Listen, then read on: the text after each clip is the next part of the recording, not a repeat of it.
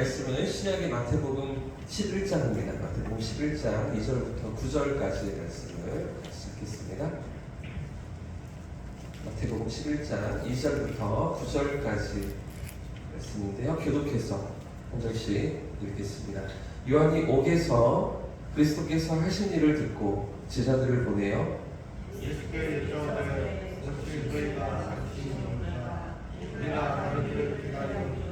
예수께서 대답하여 이르시되 너희가 가서 듣고 보는 것을 요한에게 하였되 내일이 오며 못 듣는 사람이 그러며 나병 자가 깨끗함을 받으며 못 듣는 자가 그러며 죽은 자가 살아나며 가난한 자에게 복음이 전파된다. 누구든지 나로 말미암아 실족하지 아니하는 자는 복이 있도다 하시니라. 그들이 그날에 예수께서 우리에게 요한에 대하여 말씀하시되 너희가 무엇을 부르고 방해해야 하느냐 나라에 너희는 갈 테냐. 그러면 너희가 무엇을 보려고 나갔더냐? 부드러운 옷 입은 사람이냐? 부드러운 옷을 입은 사람들은 왕궁에 있느니라. 그러면 너희가 수야에 나왔느냐 선지자를 보기 아니하느냐.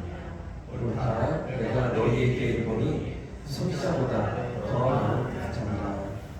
아멘. 할렐루야. 아멘. 오늘도 하나님께서 우리 삶에 가까이 찾아와 주실 줄 믿습니다. 아멘. 어제 우리는 11장과 12장 전체를 살펴보면서 예수님께서 바리새인들에게 공격을 이제 받으시고 심지어 죽이려는 그런 모함이 시작되고 있었으며 또 더 나아가 예수님의 가족들까지 예수님을 데려가기 위해서 쫓아오는 그런 모습들을 살펴보면서 예수님을 영접하지 않고요, 예수님께서 하시는 일을 깨닫지 못하며 예수님을 거절했던 그런 세상의 모습을 살펴보았는데, 자, 그런데 사실 이런 예수님에 대한 의심과 비판은 오늘 11장 초반부부터 시작되고 있습니다. 어쩌면 우리가 살펴봤던 예수님을 향한 그 대적, 배척, 거절 뭐 이런 일련의 사건들은요 다 이제 11장 중간 이후에 또 12장의 전체에서 계속해서 이어지는데, 사실 그 모든 사건들보다 예수님께서 가장 많은 이적을 베푸시고 능력을 나타내시며 많은 병자들을 고치셨던 고라신이라는 동네가 그렇게 예수님의 이적에도 불구하고 예수님을 배척했고 거절했던 것보다 더 충격적인 사실은, 또 바리새인들이 예수님을 죽이려고 그렇게 마음을 먹으면 준비하고 있는 이 모든 작당 모임보다 더 충격적인 사건은 사실 오늘 본문인 거죠. 오늘 이 사건입니다. 어떤 사건입니까? 세례관이 질문하고 있는 거예요. 요단강에서 수많은 사람들에게 회개를 선포했고 예수님께도 세례를 베풀었던, 메시아의 오실 길을 준비했던 세례관이 감옥에서 제자들을 보내어서 예수님께 질문을 던지는데, 어떤 질문입니까? 오실 그 이가 당신이 맞습니까? 아니면 우리가 다른 일을 기다려야 합니까? 이런 질문을 던지고 있는 것이죠. 여러분, 이 장면이 너무나 충격적이라는 것 느껴지십니까? 너무나 뼈아픈 장면이라는 것 여러분 이해가 되십니까? 세례관이 누굽니까? 많은 사람들이 하나님이 보내신 선지자라고 받아들이고 인정하면서 그 외치는 선포 앞에서 회개하고 하나님께로 돌이키면서 나아갔던 그런 선지자였잖아요. 근데 그런 세례관이 지금 감옥에 갇혀서 예수님께 질문을 던지고 있는데, 왜 세례관이 지금 회의에 빠져 있는 것입니까? 왜 세례관이 예수님에 대한 의심을 가지고서 이런 질문을 던지고 있는 것입니다. 그 이유는요, 우리 주님이 세례관이 기대했던, 또 사람들이 기대했던 그런 메시아의 모습과 전혀 달랐기 때문입니다.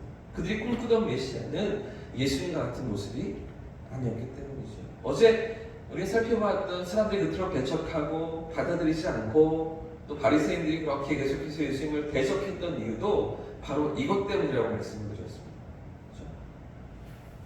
예수님이 그들이 기대했던 메시아의 모습이 아니었던 것이죠. 세례관도 마찬가지입니다. 여러분, 하나님이 구원자 오시면 세상의 악한 자들을 다 심판하시고 이 세상을 새롭게 고치시며 영광스러운 이스라엘을 회복시킬 것이라고 유대인들은 생각했던 것이죠. 어쩌면 세례관도 이 생각에 젖어 있던 것이죠. 하지만 예수님의 사역은 그런 것들이 아니었습니다. 전혀 그쪽 방향이 아니었습니다. 지금까지 예수님께서 공생애를 시작하시고 하신 일이 무엇이었습니까?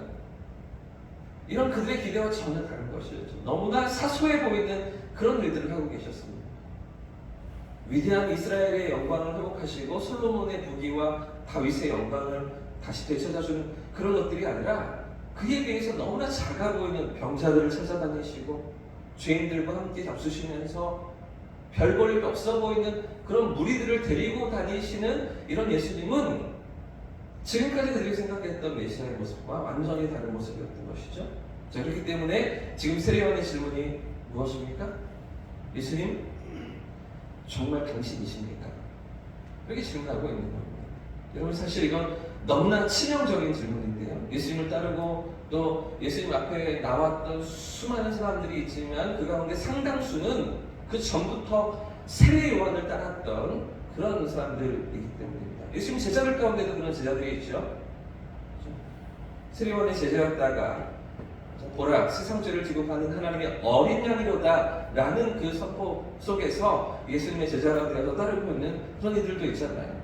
그렇기 때문에 이런 세례요한을 인정하는 많은 그런 분위기 속에서 세례요한이 이런 의심을 갖는다는 것 자체가 많은 파장을 일으킬 수가 있다는 것이죠. 뿐만 아니라 세례요한 그 한 사람을 생각해봐도 이건 너무나 중요한 질문입니다. 왜 그러냐면 세례요한은 지금 감옥에 갇혀서 죽을 날을 기다리고 있기 때문이죠.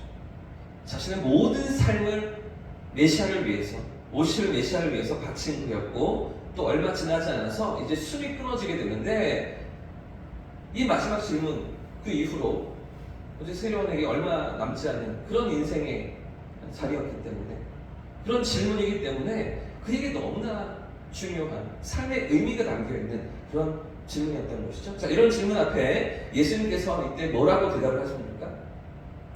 세례요한의 질문 앞에서 뭐라고 대답해 주십니까? 4절과 5절 말씀인데요. 같이 한번 읽어보겠습니다. 시작. 예수께서 대답하여 이르시되 너희가 가서 듣고 보는 것을 요한에게 알리되 맹인이 보며 못 걷는 사람이 걸으며 나병 환자가 깨끗함을 받으며 못 듣는 자가 들으며 죽은 자가 살아나며 가난한 자에게 복음이 전파된다.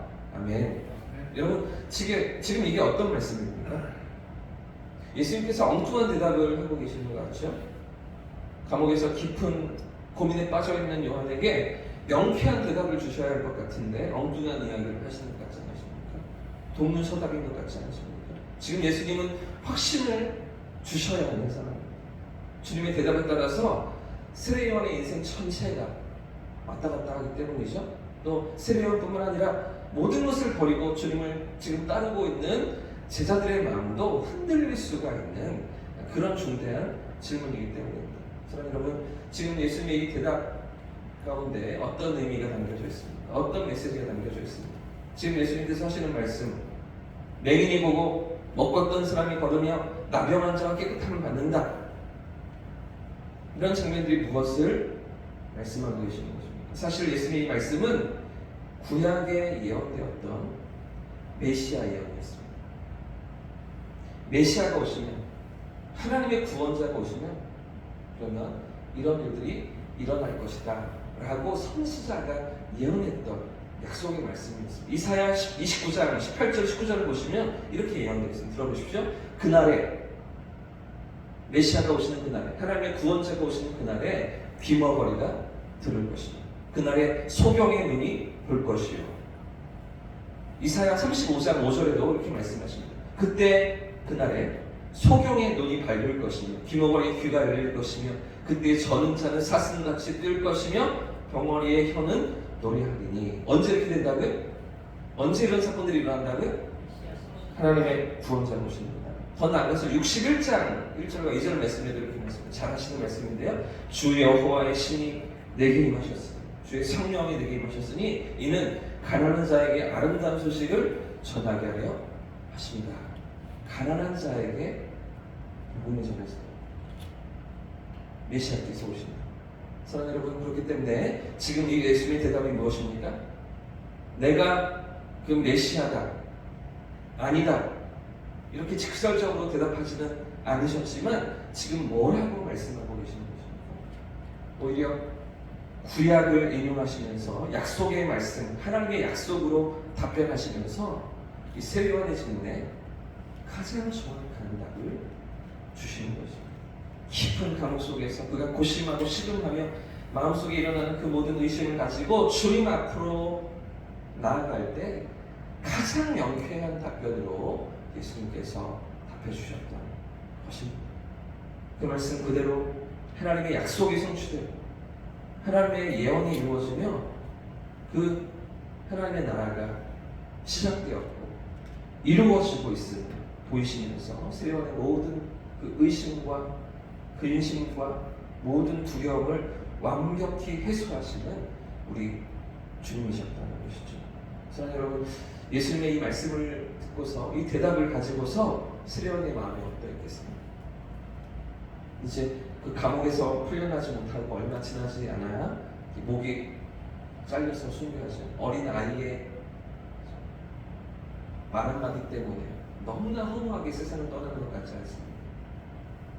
그럼에도 불구하고 세리완은 확신을 가지고서 하나님 품에 안긴 줄 믿습니다. 이 예수님의 답변을 가지고서 예수님의 그 응답하신 말씀을 가지고서 하나님 앞으로 나아간 줄 믿습니다.